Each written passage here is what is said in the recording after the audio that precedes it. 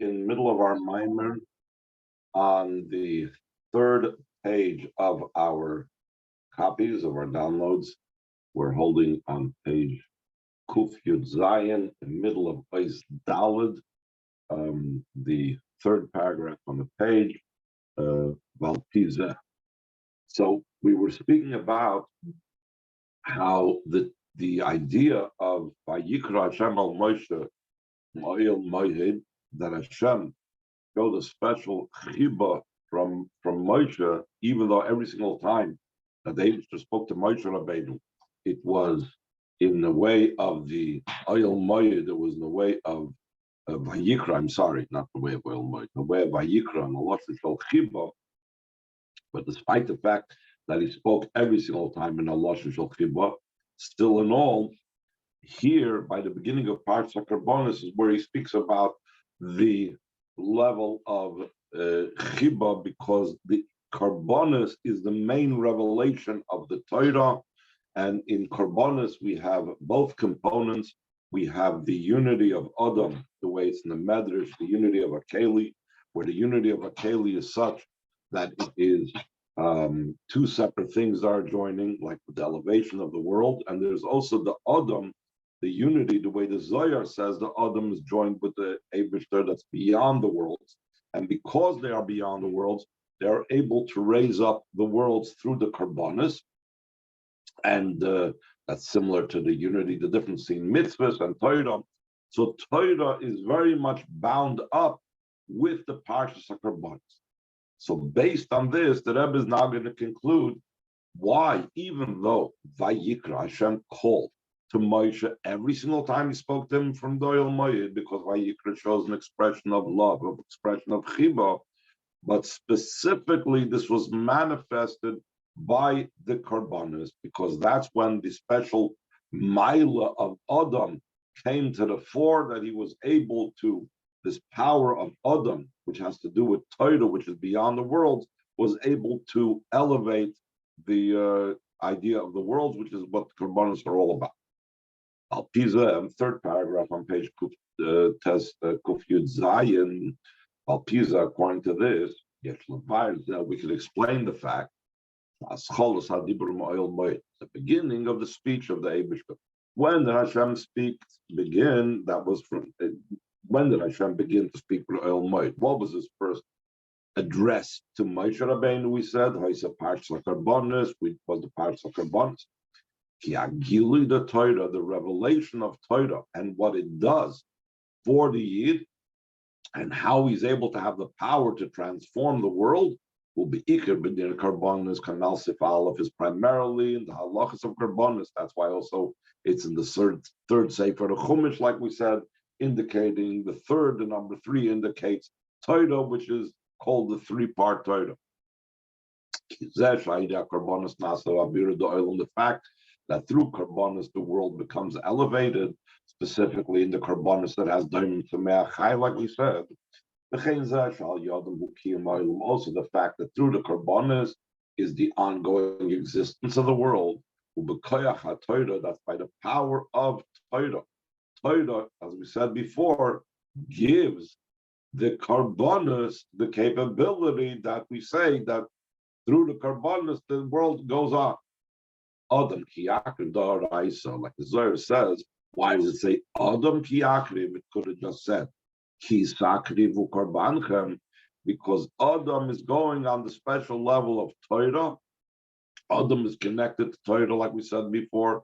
Zois HaTorah Adam, and specifically the level of Adam, the level of Torah, which is able, when it's higher in the world, which is able to impact and transform the world. Now, this Maimer is we're actually learning it on Beis Nissen. That we can connect it with the second day of Nissen. Then the second day of Nissen, Beis Nissen, was the carbon of Nisanel ben Sur, the leader and the head of the Shevet of Yisachar. What's the significance? The fact that he merited to be the second one to offer it up. The Karbonis of the Chanukas HaMishkan, is full of fisher b'nei Yisachar hayodim b'Torah. Since the b'nei Yisachar were knowledgeable in Torah, and we know later on there would be the whole deal between Yisachar and Zvulun. Yisachar would sit and learn Torah, and Zvulun would support them.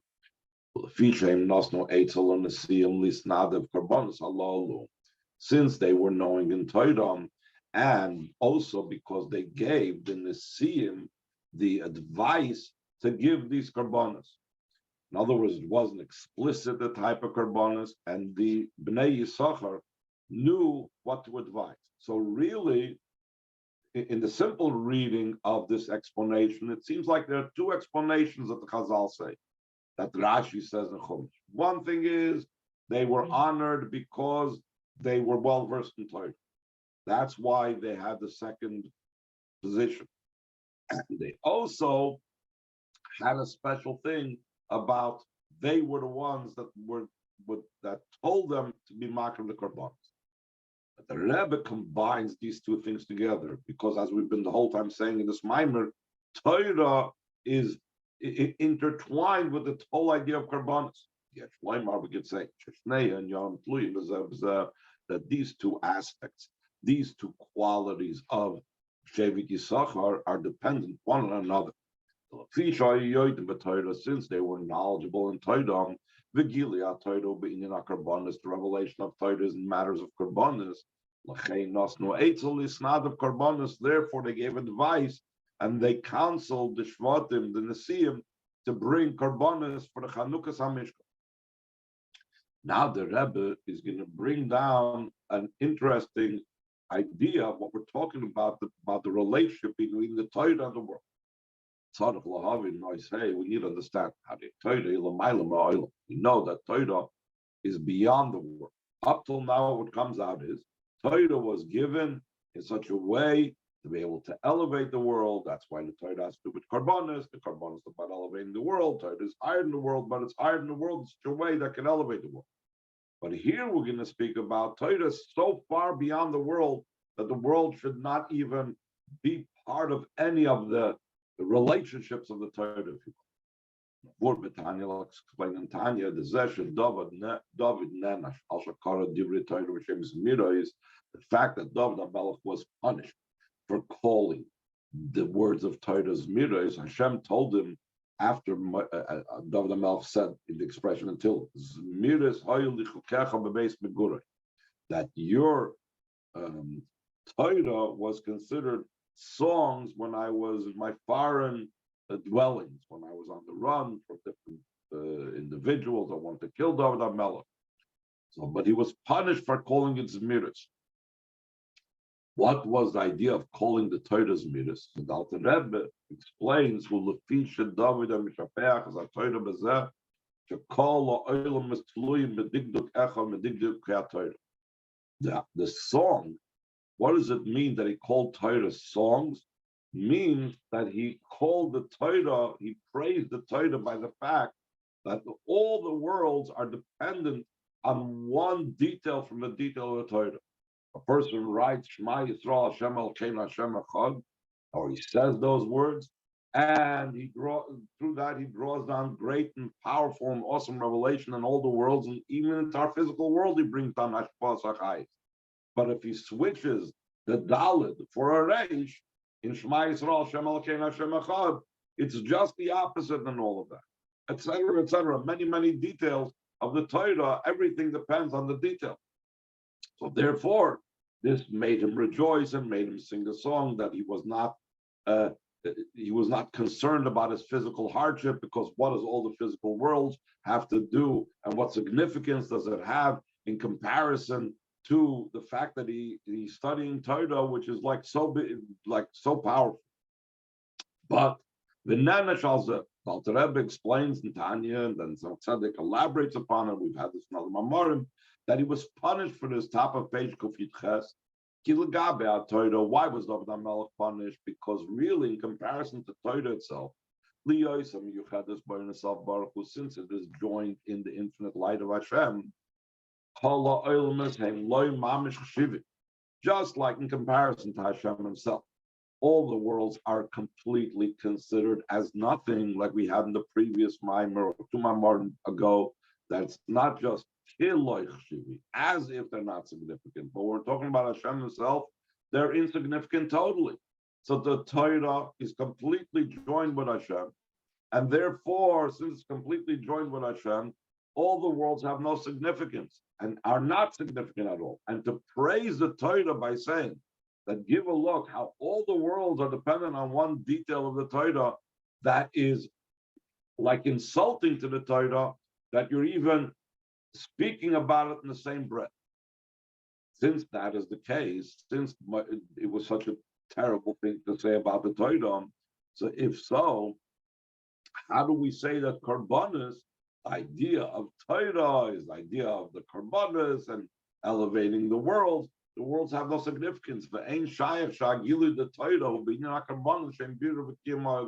It's not possible to say that the revelation of Torah is in the matter of Karbanis, that they are the refinement and bring about the existence of the world. The Rebbe explains, as usual in Chassidus, it depends on what aspect and what level of Torah we're talking about. If we can say the explanation of this is the fact that Torah is beyond the world. That's the Torah, the way it's on its own, or the way he said before, the way it's connected with the Oyer itself, with the infinite light of Hashem. But if we look at the root of Torah, the way it's rooted in Hashem's very essence, so over here we get to an even more interesting component and aspect of Torah.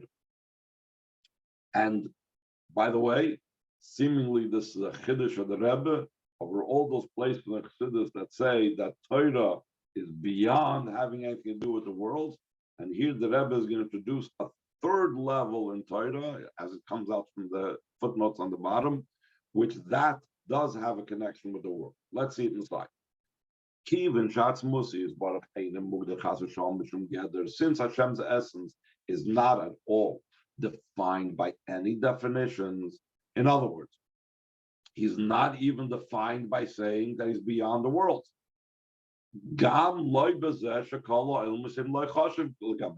It's also not that Hashem is defined by the fact that all the worlds are not any significance compared to him. So therefore, since the Hashem's very essence is beyond any sort of definition, and we cannot even negate anything from him. This terminology borrowed from the Lashon of Choikrim. It's called shlila sashlila. We cannot negate anything. So to even say that the world is not something he has to do with, you're already defining him. You're already limiting him. So therefore, when we're dealing with Hashem's essence, since he desired to have a home down here below, that the Abishah should have a delight and an enjoyment from the avodah of those down here below. That was a desire that came from Hashem's very essence. So then that creates a relationship with the world in Torah. So this happens similar to this also in Torah, that even though Torah on its own, like he said before, is completely removed from the world, but when Hashem chose to and desired the world, and Torah has a connection with Hashem's essence, so therefore this now matters in Torah. Torah that matters in the world do have importance, do have significance, do have value in regards to Torah. So therefore, now based on this, we can understand why did David praise the Torah. In other words, the Chassidus doesn't that much address why would David HaMelech do such a thing. If it was wrong, it wasn't really wrong, because on a certain level it was right.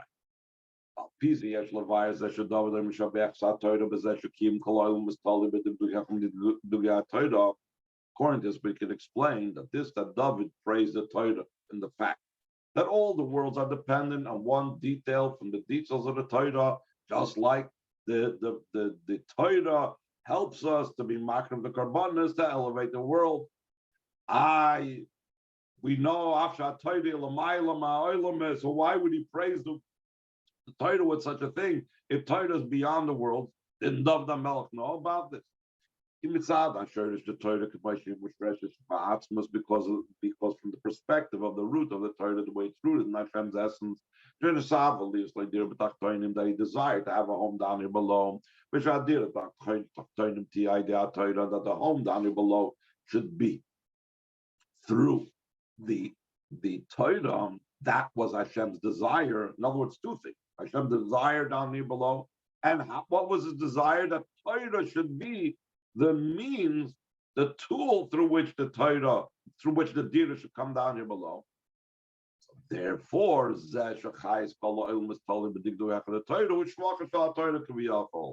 the fact that the life force and vitality of all the worlds dependent on one detail of Torah, it is, after all is said and done, the level of the Torah, it is a praise of the Torah as well. If so, the question is the other way around. So David HaMelech was right. So why was he punished? The Rebbe explains in the brackets, the reason why he was punished for this.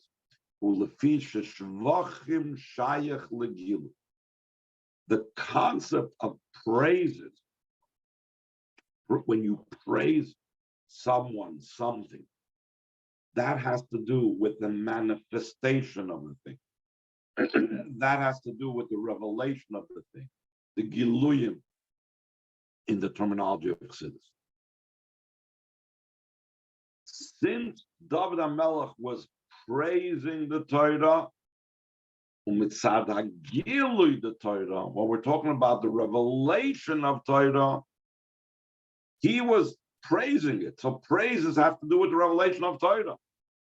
So therefore, in that level, all the worlds have no significance. Later on, in a footnote in the next page, the Rebbe is going to explain explicitly that there are three different levels. He's going to say that there's the Torah, the way it has to do with, it's actually 2 pages from now, I think he's going to explain this. Torah, the way it has to do with the worlds. Then there's Torah, the way it's higher than Seder Ishtalshlus. Then there's Torah, the way it's rooted in Hashem's essence. So Torah, the way it has to do with the world, it's going to be footnote 48. That level is fine. That has to do with the world. Then there's the level of Torah that's higher than Seder Ishtalshlus. And that level of Torah is completely removed from the world, and that's impossible to give it praise that it's all the worlds depend on. And then there's the level the way it has to do with Hashem's essence, and Hashem's essence has to do with the world and the way the Torah manifests itself in the world as well. Any questions before we go on? By the way, I just also wanted to add one more point. Based on what the Rebbe says over here, it's also, or it's even more understood, why we still say in Tehillim that David HaMelech says, it was still considered a correct statement when he said that, but it was on a different level. So therefore, the statement was not wrong. It was just correct on the level of the Torah, the way it's connected with Hashem's essence.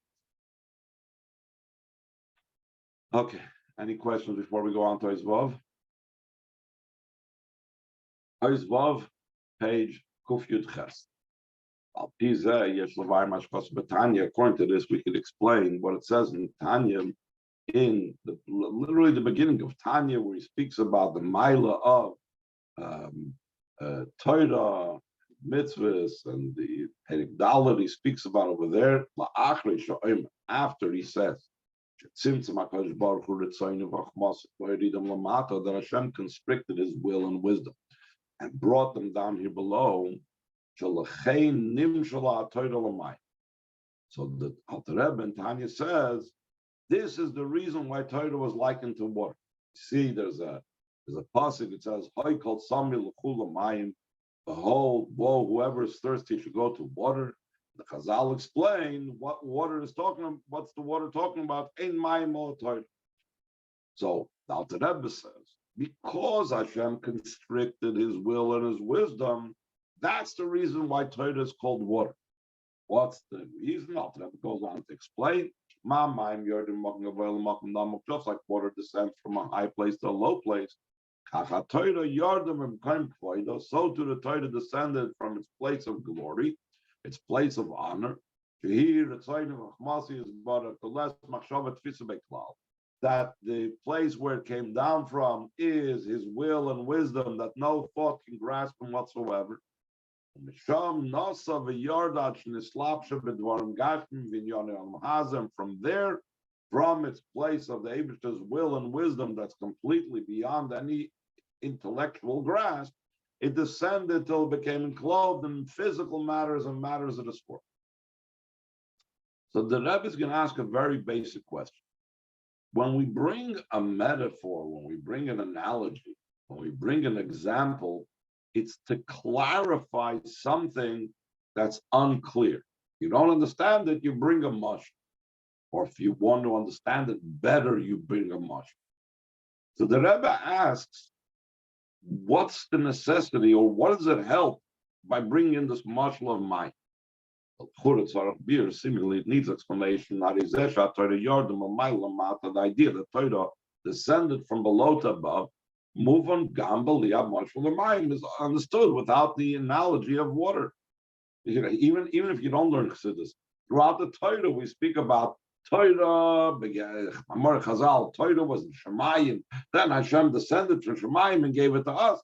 Obviously, and even more so when you understand that the Torah is Hashem's will and wisdom and now came down to us, yes, it descended.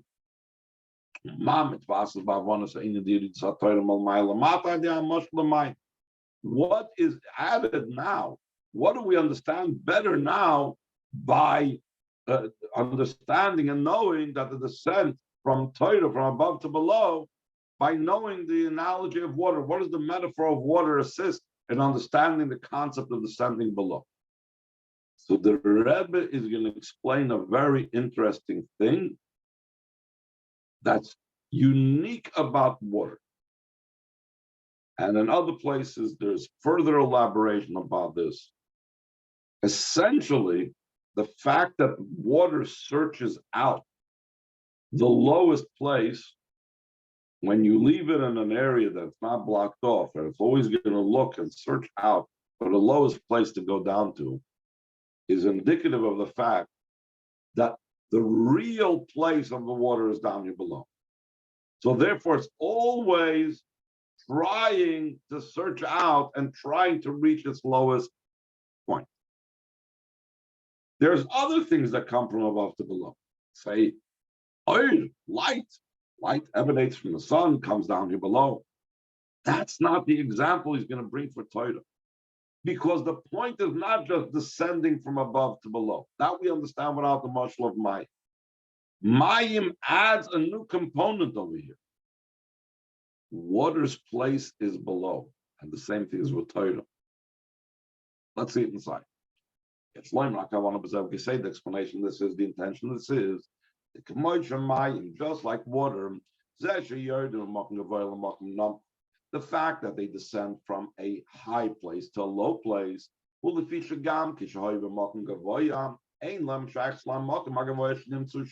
even when they were on the high place, before they descended below, they're really not connected. The high place is not really their place. They may be there, but that's not where they are about. But just the opposite. The very fact that by nature they are drawn down to a low place, specifically a low place. Moira, this indicates al sheikhusam the hamay, that the connection of the water, Gambi yosim b'makom gavoya, even while they are in a high place, really their connection is l'makom anamok, to the low place. That's really their place, despite the fact that temporarily somehow they are on top of the mountain, not on the bottom. This is the point that the Alter Rebbe wants to bring out. Not just that the Torah descended from above to below, but Kemoi Kenu b'Torah, so to it's in Torah Shanim Shalom Mayim, that was likened to water. The fact that it descended from above to below, it doesn't mean that its place is above. The fact when it descends below, now it's maybe out of its place. Maybe the fact that the Torah is down here is really leaving what it's supposed to be. No, the Rebbe says the marshal of Mayim is coming to tell us this is its true place. The Torah's true place is down here. The true place of Torah, even when it's above, is down here below. How come? Because Torah is connected with Hashem's very essence, and Hashem's essence wanted to have a dirleis baruch b'tachtonim specifically through Torah. So Torah's real place, Torah's true place is down here below, just like water's true place is down here below, even though initially it might have started above. We can add this is also what Alter Rebbe says at the conclusion of Perek Dalet, the Mashakosov, v'yeminoi techapkeni. When it says his right, the Eibishter's right hand embraces me, koi ala Torah, it's referring to the Torah, she bechinas chesed umay. Torah is called Hashem's right, so the Alter Rebbe says, because Torah is kindness and water. So again, it's difficult over here. The idea of the right is expressed in the idea of chesed. Why bring in the topic of water? He specifically says both things, kindness and water.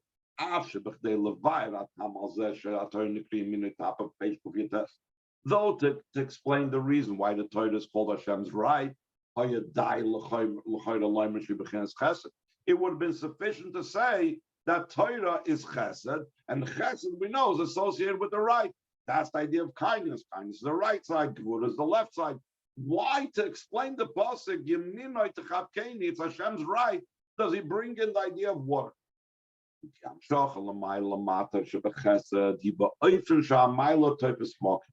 When we say that we're drawing something down from above to below because of kindness, that means that the above has significance. Like he's about to explain. When someone's mashpia to someone else, it's the mashpia's doing. For example, a man of kindness, when he does something, gives something over, the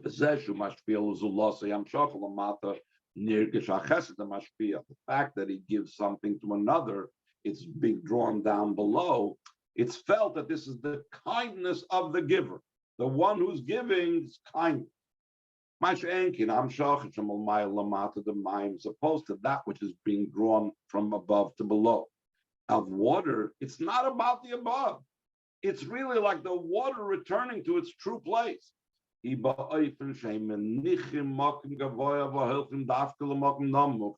leaving behind the high place, and they are going specifically to a low place.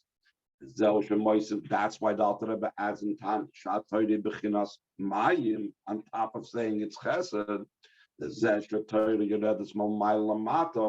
fact that Torah descends from above to below, it is similar to the descent of water. That they leave the high place behind. Why is that so? The main primary place and location of Torah is down here below. The